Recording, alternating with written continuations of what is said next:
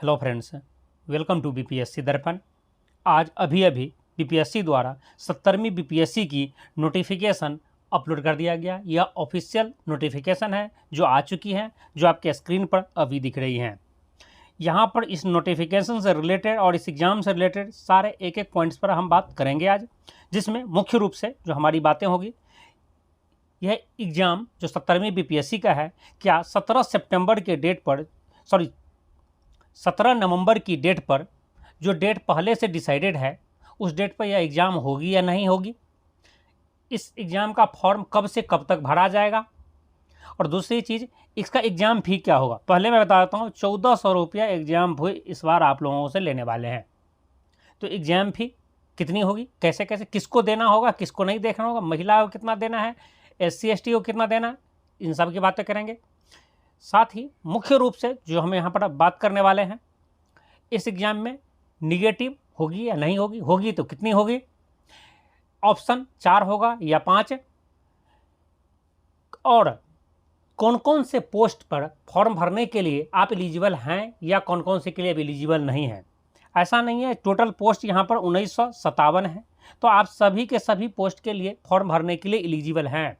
कुछ पोस्ट के लिए आप एलिजिबल होंगे, कुछ के लिए नहीं होंगे, कुछ के लिए कुछ खास क्राइटेरिया है, हो सकता है कुछ लोग सभी पोस्ट के लिए एलिजिबल हों। तो चलिए हम एक एक करके सारे पॉइंट्स को यहाँ पर डिस्कस कर लेते हैं, जिससे आपको फॉर्म फिल करने और एग्ज़ाम की प्रिपरेशन करने में मदद मिलेगी। तो चलिए देखिए, पहली चीज़ तो यहाँ पर आप देख लें कि टोटल पोस्ट, यहाँ पर मैं पहले आपको बता दूँ, टोटल पोस्ट जो है आपको 1957 है, और एग्ज़ाम डेट जो अभी तक डिसाइडेड है, यह डेट जो है आपका है 17 नवंबर। इन दोनों को याद रखें, उसके बाद हम आगे की बात देखते हैं।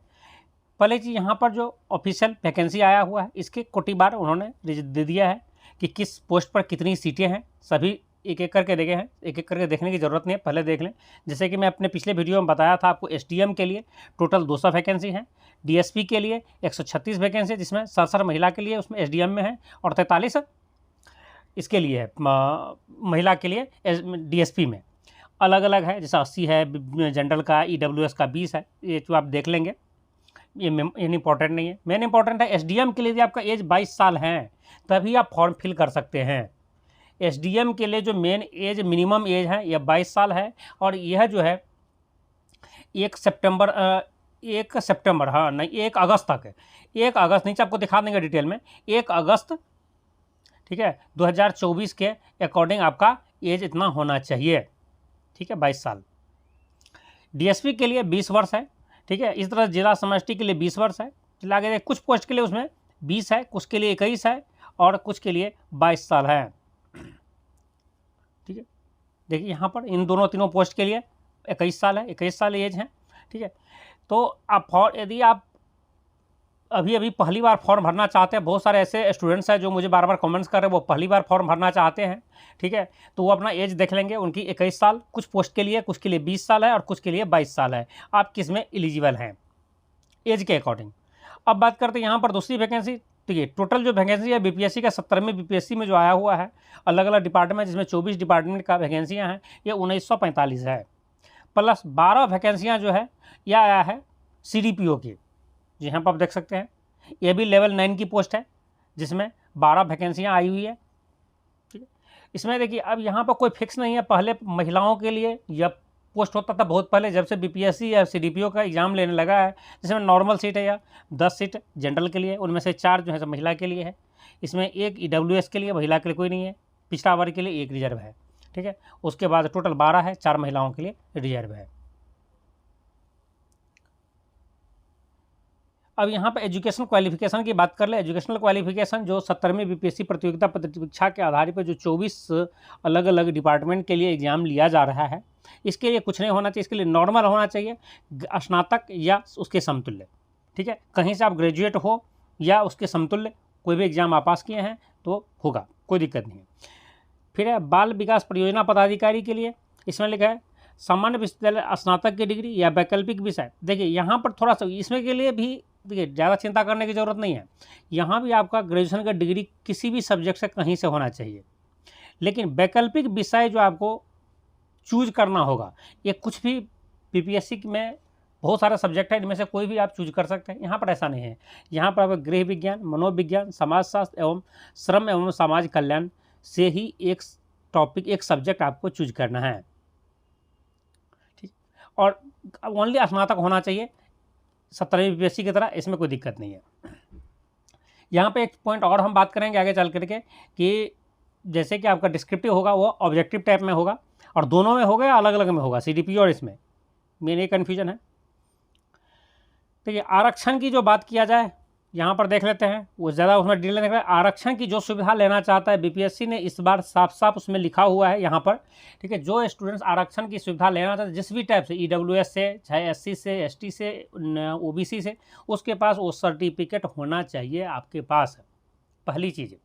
दूसरी चीज़, जो स्टूडेंट्स है राज्य से बाहर के हैं उसे डोमिसाइल होना चाहिए। जो राज्य से बाहर का लोग, आप रिजर्वेशन की कैटेगरी में फ़ायदा नहीं ले सकते हैं, सिर्फ फ़ायदा उन्हीं को मिलेगा जिसके पास डोमिसाइल है। यदि आप ओबीसी के स्टूडेंट्स के फ़ायदा लेना चाहते हैं, चाहे महिला और पुरुष कोई भी, जैसे कि टीचर वाले जो बीपीएससी लिया था उसमें यही गड़बड़ियाँ हुई थी। अदर स्टेट के महिला भी बिहार में महिला के रिजर्वेशन अपना ले लिया था, जो बहुत सारे प्रॉब्लम हुआ बाद में। इसमें उन्होंने साफ साफ लिख दिया है, यदि आप अदर स्टेट से हैं, महिला भी हैं, तो बिहार में आपका महिला के रिजर्वेशन कैटेगरी में, रिजर्व कैटेगरी में, जैसे ओबीसी क्या महिला है यूपी है, बिहार के ओबीसी में आप नहीं आएंगे, ठीक है। आप बिहार में जनरल में ही आएंगे, उन्होंने साफ साफ इसमें लिखा हुआ है। यदि यूपी की महिलाएं बिहार में भी ओबीसी में आ सकती है, यदि वो बिहार में रहती हो, बिहार के उसके पास डोमिसाइल हो, तब उन्होंने साफ लिख दिया। यदि आपके पास, यदि किसी को भी, जैसे कि एससी का आपको पास सर्टिफिकेट है, एससी का प्रॉफिट लेना चाहते हैं बिहार में, तो एससी के साथ साथ बिहार में डोमिसाइल होना चाहिए, बिहार का आवासीय सर्टिफिकेट भी आपका होना चाहिए, ठीक है। ये रिजर्वेशन, इसमें तो कोई नहीं, फॉर्म भरने टाइम में आपको जरूरत पड़ेगा किस रिजर्वेशन के लिए, किस कैटेगरी में आप है, तो कौन सा कोड चूज करना है वो आप देख लेंगे। जनरल के लिए 1 है, एससी के लिए 2 है, एसटी के लिए 3 है, वो उसकी इंपॉर्टेंट नहीं है।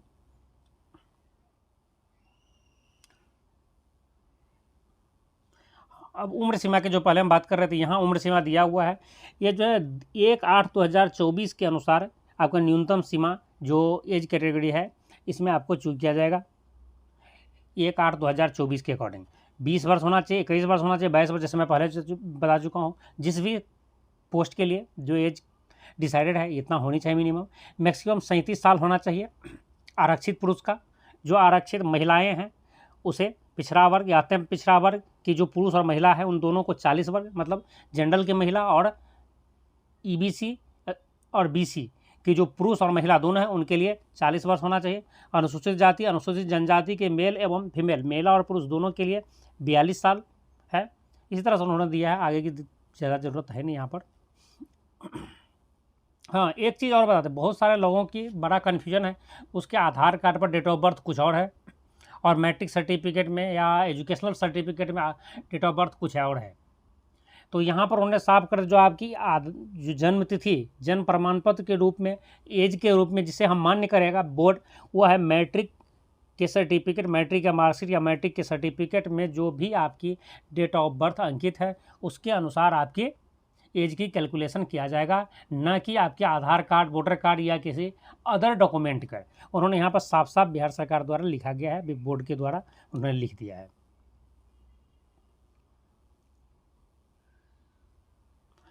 अब आते हैं एग्जाम शुल्क, जो सबसे इंपॉर्टेंट, जैसे कि मैं आपको बताया था 1400 रुपये एग्जाम शुल्क है, ठीक है। ये सही मैं बताया था, 1400 रुपये लेने की प्लान है, लेकिन आप जितना चाहे उसे दे सकते हैं, वो आपके ऊपर डिपेंड करता है। उन्होंने पहले देख ले, 200 रुपये आपका लेगा बायोमेट्रिक फी। जो स्टूडेंट्स ऑनलाइन रजिस्ट्रेशन करते समय में आधार कार्ड देंगे, आधार कार्ड से वेरीफाई करवाएंगे, उसको ये 200 रुपये नहीं लगेगा बायोमेट्रिक फी। जो आधार कार्ड के अलावे driving licence, voter I card या कोई और डॉक्यूमेंट रजिस्ट्रेशन के समय में देंगे, उससे ये 200 रुपये फीस लिया जाएगा। उसके बाद 600 रुपये फीस लिए जाएंगे आपको 70वीं बीपीएससी फॉर्म भरने के लिए, और 600 रुपये फी ली जाएंगे अलग से आपको सीडीपीओ का फॉर्म भरने के लिए। आप यदि दोनों ही फॉर्म फिल करने के लिए एलिजिबल हैं तो आपको 6 + 6 1200 रुपये आपको फीस देने होंगे। और यदि आप आधार कार्ड से रजिस्ट्रेशन नहीं करते हैं तो 200 रुपया और आपको फीस देना होगा। यदि आप सिर्फ एक पोस्ट के लिए भरते हैं, आधार कार्ड देते हैं तो 600 रुपये, यदि आधार कार्ड से अप्लाई नहीं करते हैं तो आपको 800 रुपये फ़ी देना होगा। वो तो जनरल स्टूडेंट के लिए था। अब यहाँ पर कुछ रिजर्व है, जो रिजर्वेशन से है उन्हें 150 रुपये देना है। केवल बिहार राज्य की अनुसूचित जाति अनुसूचित जनजाति के लिए 150 रुपया बिहार। हाँ, यहाँ पर एक और 150 रुपया प्लस यदि आप आधार कार्ड से नहीं करते हैं तो 200 रुपया आपको भी देना होगा, ठीक है। और 150 रुपये ही नहीं, ये 150 रुपये 17वीं बीपीएससी के लिए और 150 रुपया सीडीपीओ के लिए, टोटल 300 रुपया जो रिजर्व कैटेगरी से हैं उन्हें देना होगा दोनों परीक्षाओं के लिए, और 200 रुपया रजिस्ट्रेशन फी यदि वो आधार कार्ड से रजिस्ट्रेशन नहीं करते हैं तो। बिहार राज्य के स्थानीय निवासी आरक्षित वर्ग अनारक्षित के महिलाओं के लिए भी 150 रुपये देना होगा। दिव्यांग कैटेगरी में जो है उसे भी 150 रुपये, और अन्य सभी के लिए 600 रुपये आपको देना होगा। प्रारंभिक परीक्षा जो होगा जो 150 मार्क्स का होगा, 2 घंटे होगा, जैसा कि आप जानते भी होंगे। लेकिन यहाँ पर उन्होंने एक चीज़ अगर नकारात्मक निगेटिव मार्किंग होगी पर 3 गलती के लिए एक 3/1 कर दिया है, या कह सकते हैं 1/3 कर दिया है, 1/3 कर दिया। यदि आपसे 3 क्वेश्चन गलत होते हैं तो 1 मार्क्स कटेंगे। वेरी इंपॉर्टेंट चीज़ यहाँ पर, मतलब रेलवे में जैसे होता है, एनटीपीसी में होता है, ऐसे कर दिए हैं, 3 गलतियों पर 1 मार्क्स आपको कटेंगे। इसलिए इस बार का एग्जाम आपको केयरफुली देना होगा। और जो प्रारंभिक परीक्षा होगा वो ओनली क्वालिफाइंग होगा, 10 गुना आपकी जो है मेंस लिखने के लिए आपसे बुलाए जाएंगे, उसमें से जितनी सीट है उसकी। जैसे यदि टोटल सीट कितनी है हमारा 1957, यदि बढ़ती नहीं है, इतना ही रहती है, तो इसकी 10 गुना आपको 19,570 स्टूडेंट्स को बुलाया जाएगा मेंस लिखने के लिए। यदि आप प्रॉपर तरीक़ा से मेहनत करते हैं, ठीक है, सही तरीक़ा से रिवीजन करते हैं, तो आपको इतना मार्क्स, इतना स्टूडेंट्स में आने में से कोई नहीं रोक सकता है। चलिए आगे देखते हैं। यहाँ पर एग्ज़ाम पैटर्न है। एग्ज़ाम पैटर्न 70वीं बीपीएससी के लिए दिया हुआ है। सामान्य हिंदी होगा 100 मार्क्स के, उनमें 30 मार्क्स लाना होगा आपको पास करने के लिए। सामान्य अध्ययन 300 मार्क के, सामान्य अध्ययन का जो द्वितीय पात्र होता है वो भी 300 मार्क्स होगा। निबंध होगा वो 300 मार्क का, और टोटल जो आपका स्कोर बनेंगे वो 3×900 प्लस 120 का इंटरव्यू होगा।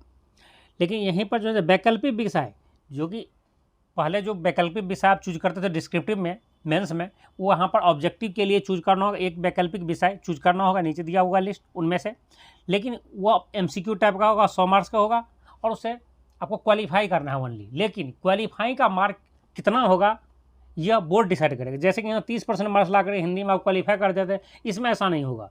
बोर्ड 30% भी रख सकता है, 40 भी रख सकता है, 50 भी रख सकता है, ये बोर्ड के ऊपर डिपेंड करेगा। उन्होंने साफ साफ लिख दिया है। ऑप्शन में क्या क्या आप सब्जेक्ट चूज कर सकते हैं, वो सब सब्जेक्ट जो पहले चूज किए जाते थे डिस्क्रिप्टिव मेंस लिखने के टाइम में, वो सभी सब्जेक्ट आपके स्क्रीन पर यहाँ पर दिया हुआ है। जिस भी सब्जेक्ट को आप चूज करना चाहते हैं कोई एक चूज कर सकते हैं। अब आते हैं सीडीपीओ के लिए। सीडीपीओ में पीटी सेम होगा, सामान्य हिंदी 100 मार्क्स की, सॉरी मेंस। पीटी तो सबके लिए सेम था 150 क्वेश्चन से। यहाँ पर मेंस जो है इसमें हिंदी सबके लिए सामान्य है, 100 क्वेश्चन होंगे, 30 मार्क्स आपको पास करने के लिए चाहिए।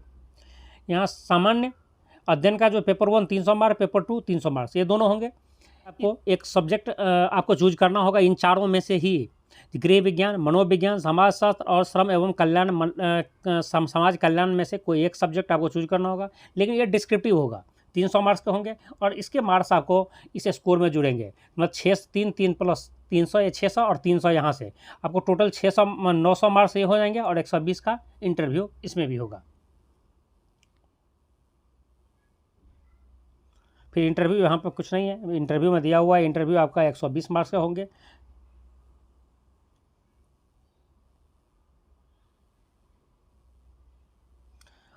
ऑनलाइन फॉर्म भरने की तिथि आपका 28/9/2024 से लेकर के 18/10/2024 तक आप ऑनलाइन फॉर्म फिल कर सकते हैं। और ऑनलाइन फॉर्म फिल करते टाइम में आपको लिख दिया है जितनी डॉक्यूमेंट्स आपसे मांगे जाएंगे, चाहे एजुकेशनल सर्टिफिकेट, कास्ट सर्टिफिकेट, उन सभी सर्टिफिकेट का पीडीएफ फॉर्मेट में आपको अपलोड भी करना होगा। ठीक है, तो इसका पीडीएफ आपको बना के रखना होगा। दूसरी फॉर्म कैसे फिल करें, फॉर्म कैसे फिल करना है, how to fill the form, ये हम नेक्स्ट वीडियो में बात करेंगे कैसे कैसे आपको फॉर्म फिल करना है, जब फॉर्म फिल स्टार्ट हो पहले। ठीक है, हाँ, लेकिन एक चीज़ मैं यहाँ बता दूँ, फॉर्म इस बार फिल करने से पहले आपको 1 टाइम रजिस्ट्रेशन करना होगा। 1 टाइम रजिस्ट्रेशन करना नेसेसरी है। यदि आप वन टाइम रजिस्ट्रेशन एक बार कर लेते हैं तो बिहार बीपीएससी द्वारा कोई भी वैकेंसी के लिए आपको फॉर्म भरने के लिए अलग अलग रजिस्ट्रेशन करने की ज़रूरत नहीं है। इसी के लॉगिन पासवर्ड से आप हर फॉर्म का आप फॉर्म फिल कर सकते हैं। जितने भी फॉर्म बीपीएससी द्वारा निकाला जाएगा, चाहे 70वीं बीपीएससी का हो, 71वीं बीपीएससी का हो या और कोई बीपीएससी का फॉर्म फिल करते हैं तो हाँ, जो स्टूडेंट्स पिछली बार 69वीं के लिए यदि वन टाइम रजिस्ट्रेशन कर चुका है, उन्होंने ऐसा लिखा हुआ है, तो वो स्टूडेंट्स इस बार रजिस्ट्रेशन ना करें। उसी आईडी पासवर्ड के अनुसार आप ओपन करके पुनः फॉर्म को 70वीं बीपीएससी के लिए भर सकते हैं। है कि फॉर्म को भरना कैसे हैं, उसके लिए हम नेक्स्ट वीडियो में आपको बताएंगे कि how to fill the form. ठीक है, हमारे द्वारा दिया गया यह इन्फॉर्मेशन आपको यूजफुल लगा हो तो इसे लाइक कीजिए, अपने फ्रेंड्स को शेयर कीजिए, और आप इस चैनल पर नए हैं तो इसे ज़रूर सब्सक्राइब कर लीजिए। जय हिंद।